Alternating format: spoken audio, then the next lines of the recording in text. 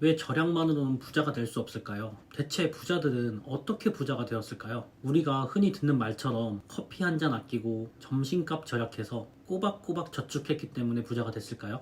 그렇지 않을 텐데 라고 아마 여러분들도 현실적으로 직감하고 계실 겁니다. 냉정하게 현실을 바라보겠습니다. 내가 지금 쓰는 돈을 극한으로 아껴서 한 달에 50만 원을 더 모은다고 쳤을 때 1년이면 600만 원, 10년이면 6천만 원입니다. 10년 동안 먹고 싶은 거 안 먹고 사고 싶은 거 안 사고 모은 6천만 원이 여러분의 인생을 송두리째 바꿀 수 있을까요? 아마도 서울 아파트 전셋값을 올리기에도 벅찬 금액일 겁니다. 그런데 왜 많은 부자들은 아직도 절약을 강조하는 걸까요? 오늘은 MZ 드마코의 베스트셀러 부의 추월 차선에서 그 해답을 찾아보려고 합니다. 결론부터 말씀드리면 절약은 거대한 건물을 짓기 위한 벽돌 한 장에 불과합니다. 건물 지을 때 벽돌은 반드시 필요하죠. 하지만 벽돌 한 장 옮겼다고 해서 내가 건물 다 지었네 라고 말할 수 없는 법입니다. 오늘의 이야기는 지금 이 순간에도 열심히는 살고 있지만 왜 내 삶은 제자리 걸음이지? 라고 고민하시는 분들을 위한 가장 뼈아픈 조언이 될 것입니다. 과거에는 부자 되는 법이 아주 소수에게만 전해지는 비밀이었습니다.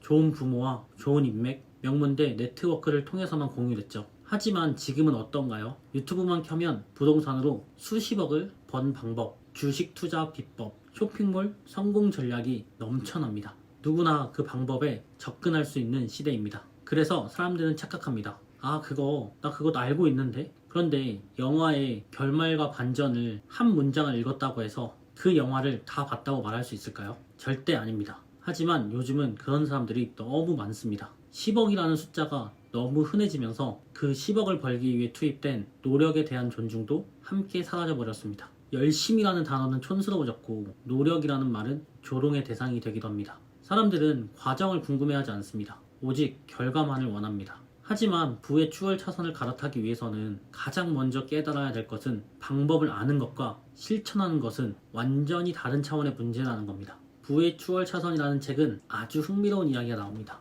피라미드를 건설해야 되는 아주르와 슈마라는 두 친구가 있습니다. 그중 아주르는 즉시 행동으로 옮겼습니다. 크고 무거운 돌을 직접 어깨에 메고 나르기 시작했죠. 그는 몇 년 동안 지독하게 일해서 1층을 완성했습니다. 하지만 2층, 3층으로 올라갈수록 문제가 생깁니다. 돌을 높이 들어 올리기에는 자신의 힘이 너무 부족했던 거죠. 그는 해결책으로 자신의 근육을 키우기로 합니다. 세상에서 가장 힘이 센 스승을 찾아가서 더 무거운 돌을 들 수 있는 훈련을 합니다. 그래서 그는 더 강력해졌고 천천히 돌을 쌓아갔습니다. 반면에 휴마는 어땠을까요? 몇 년 동안 그의 피라미드 자리는 텅 비어 있었습니다. 사람들은 그를 비웃었고 휴마는 게으름뱅이야. 아주르 좀 봐. 벌써 저만큼 벽돌을 쌓았잖아. 라고 이야기했습니다. 하지만 휴마는 집안에서 뭔가를 계속 설계하고 있었습니다. 그래서 그는 3년 뒤에 이상한 기계를 끌고 나타납니다. 바로 기중기였습니다. 휴마의 기중기는 아주르가 1년 동안 할 일을 단 일주일 만에 끝내버립니다. 층이 높아질수록 아주르의 속도는 느려졌고 휴마의 속도는 압도적으로 빨라졌습니다. 결국 8년 만에 휴마는 피라미드를 완성하고 부귀 영화를 누렸지만 아주르는 평생 돌을 나르다 근육마비로 죽음을 맞이합니다. 여러분은 지금 아주르입니까? 아니면 휴마입니까? 혹시 더 높은 곳으로 돌을 올리기 위해서 그저 내 몸에 근육만 키우고 계신 거 아닌가요? 연장 근무와 자격증 취득, 더 많은 노동, 물론 이것들이 필요할 수 있습니다. 하지만 그것이 여러분만의 기중기를 만드는 일인지 한 번은 생각해봐야 합니다. 휴마의 기중기가 상징하는 것은 바로 시스템입니다. 과거 우리 아버지 세대에는 모두가 같은 공장, 같은 시스템 안에서 누가 더 오래 일하느냐, 시간 투입량 싸움을 했습니다. 하지만 지금은 다릅니다. 누구나 자신만의 부의 공장을 가질 수 있는 시대입니다. 어떤 이에게는 쇼핑몰이 기중기입니다. 어떤 이에게는 유튜브 채널이나 블로그가 기중기입니다. 또 어떤 이에게는 SNS가 기중기입니다. 근데 중요한 것은 이것입니다. 지금 당신이 쏟아붓는 노력과 시간이 나의 시스템을 만드는데 쓰이고 있느냐,